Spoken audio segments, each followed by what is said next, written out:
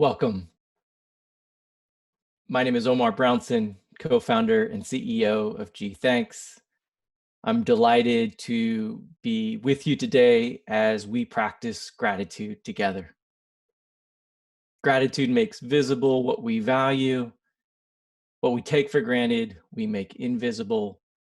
And so by you showing up here today, you are making the good that you want to see in yourself and in the world visible.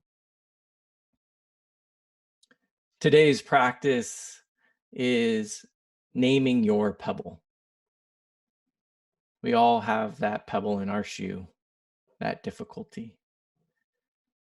But before we get to the pebble, I want to first talk about naming. Naming is such a powerful act. And you're going to have to forgive me because I'm going to use some etymology today. I love root words. Why do we name? It's to identify and to organize the world around us. Nomenclature is the system of naming. Nomen in Latin is naming. Clature means to summons or call. And so when we name something, we are summoning or calling forth an identity. And that identity allows us to really put things into categories. The basic categories that we often put things into is familiar or foreign, same or different. And so when we create these categories, we all of a sudden create attachments to them. And so the practice today is really about exploring those attachments from a place of curiosity, from a place of openness, so that we're not judging them as good or bad in that binary way, but we're creating more openness to what's possible. I know that my name, Omar Brownson, always throws people off. They look at me and they're not quite sure which category to put me in, but I love my name, Omar. In Hebrew, it means he who speaks. In Arabic, it means full life. And so I take my naming to heart, and I'm sure each of you could share a beautiful story of where your name came from and why your parents named you, or where your last name comes from and the legacy that you are each carrying forward. This practice is for you. So I invite you to get comfortable. If you want to take notes, close your eyes, or share in the comments, I invite you to do what works for you. My one ask is that if a word or phrase resonates, meaning you feel it in your heart, I want you to write it down or take a mental note so that we can share them at the end. Because what resonates with you allows us, when we share it, to move from our own story to the story of all of us. And that's, again, why I love gratitude as a social emotion. It's at that intersection of our self-care and our relationships. So with that, we'll begin the guided practice. I invite you to begin by resting your eyes and taking a few deep breaths in.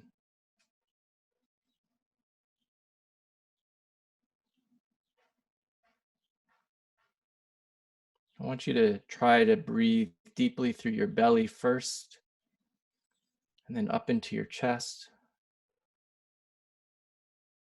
Feel your breath, your belly breathe out, your chest rise and release. Just do it. Breathe in, 2, 3, 4. Release, 2, 3, 4. Let your breath return to its natural rhythm. The word spirit in Latin, the root is spiritus, which means to breathe. Breathing is a spiritual practice. It's an exercise of just bringing that awareness to that most fundamental action, breathing. As you bring awareness to your breath,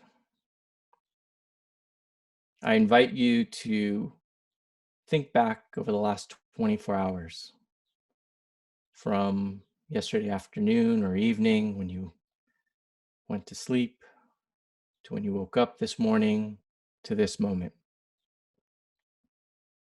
What was a moment of positivity, of something good? I invite you to name it, identify it. Where were you in that moment? Where, if you were inside, where were you in your house or apartment? Were you alone or with other people? Were you on your phone and something funny sparked a smile? Or are you outside taking a walk?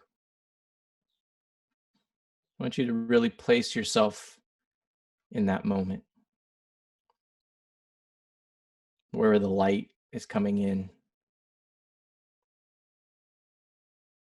Is the air cool or hot?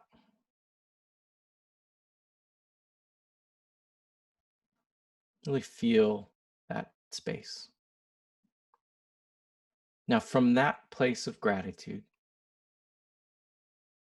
where we've named it, we can feel and pause in that memory, in that moment. We will name your pebble. That pebble in the proverbial shoe. What is that difficulty you might be facing? And let's make it a small challenge or difficulty. This is a pebble, not a boulder. And let's take it out of your shoe and hold it. Where is this pebble in your life? How is it showing up?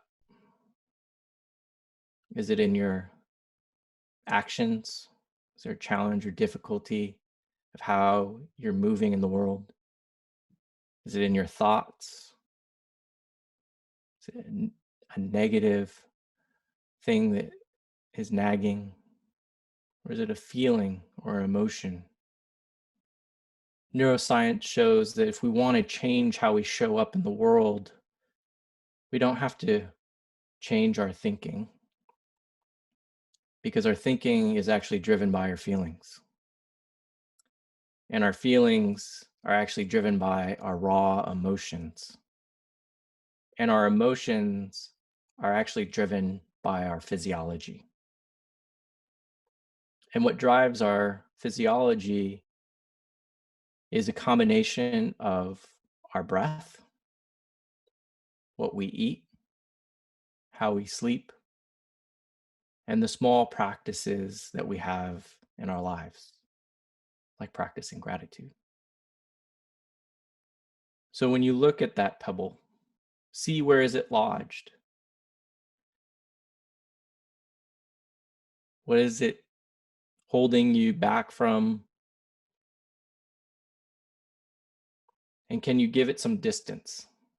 If you were to hold out your hand and stretch it forth and just look at that challenge or that difficulty, can you see the history of it, where that pebble came from, the origins of it?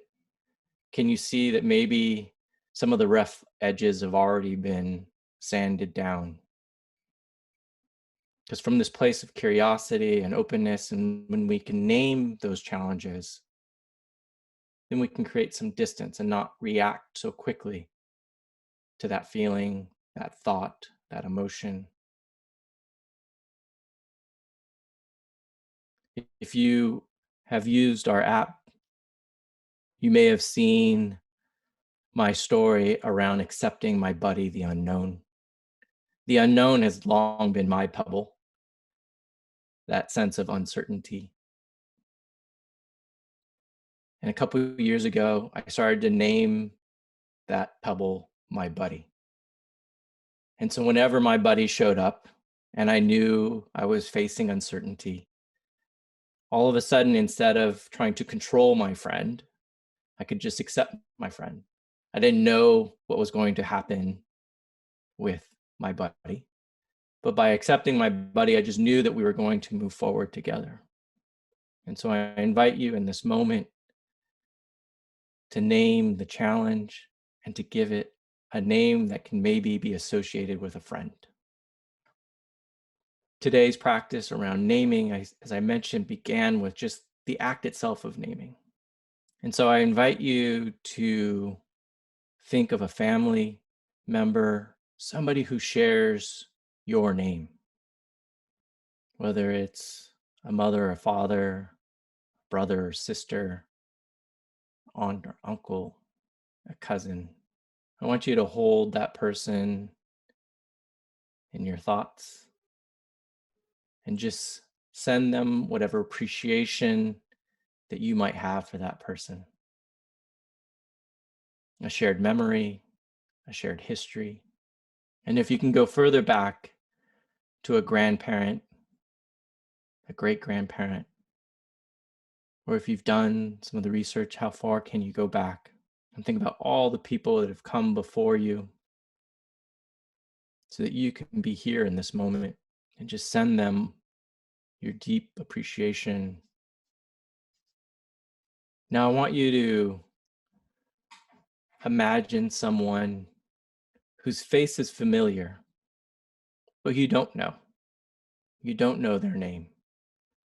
It might be a neighbor that's not just across the street, but down the way a little bit.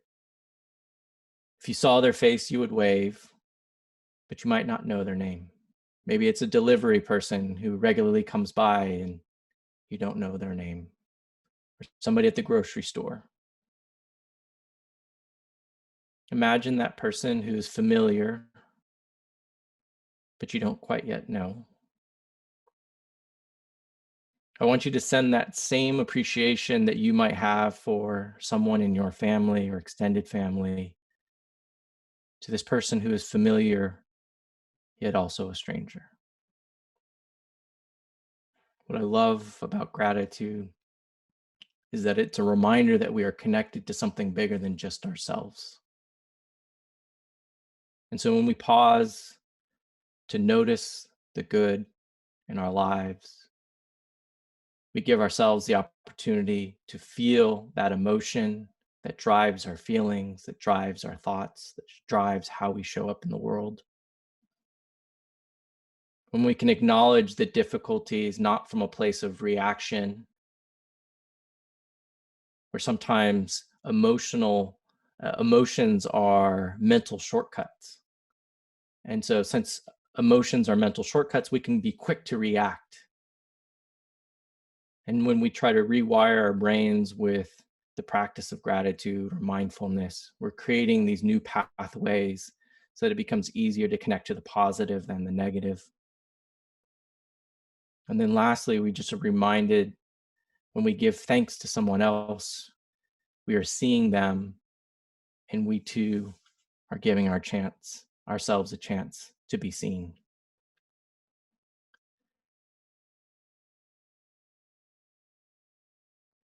I want everybody to just take a deep breath in and out. Go ahead and take another deep breath in. And I want you to sigh. Now take another deep breath in. And I want you to smile like you are hosting a friend or a family member in your place. That just sense of generosity that comes when you're excited to see someone. And I know so many people are excited to welcome people into their homes. It's been so long since we've been able to do that. That feeling of being a host and a guest, that experience of being connected. Just breathe that in. Open your heart to that moment.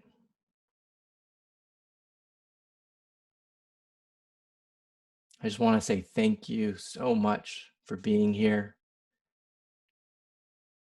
It's amazing that we can practice together in this way. I'd like to close this practice with a poem. It's called The Opening of Eyes by David White.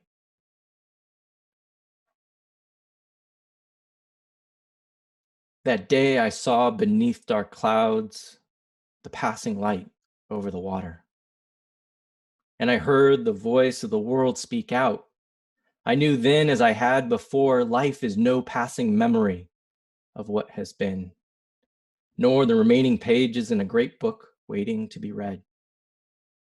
It is the opening of eyes long closed. It is the vision of far off things seen for the silence they hold. It is the heart after years of secret conversing, speaking out loud in the clear air. It is Moses in the desert, fallen to his knees before the lit bush. It is a man throwing away his shoes as if to enter heaven and finding himself astonished, opened at last, fallen in love with solid ground.